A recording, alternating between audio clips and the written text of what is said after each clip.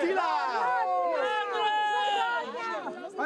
Siamo tuoi cittadini! In via Schiavonesca un cordone della polizia per tenere fermi i manifestanti, in mezzo ai campi espropriati i carabinieri per bloccare coloro che volevano raggiungere il capannone della cerimonia. Tensione, polemiche e altivole per l'inaugurazione del lotto trevigiano della Pedemontana Veneta.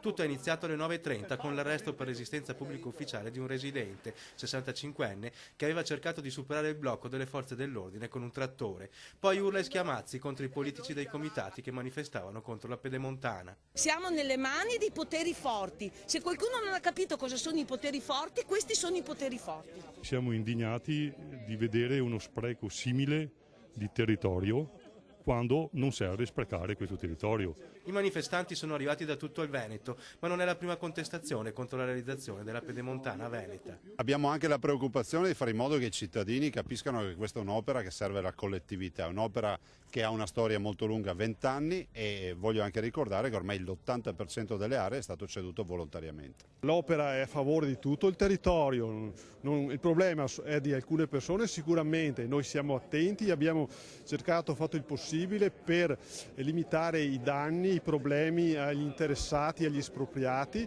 però l'opera la riconosciamo come valida per il territorio, una risposta per l'economia del territorio. Un'opera che collegherà Bassano all'autostrada A27 in poco più di 20 minuti. L'imprenditoria ha bisogno di avere delle strade veloci che possano permettere di raggiungere tutto il nord Italia in tempi certi, anche a vantaggio dell'industria. I primi lotti funzionali potrebbero essere già aperti ad inizio 2018 e per dicembre dello stesso anno la superstrada dovrebbe essere completata.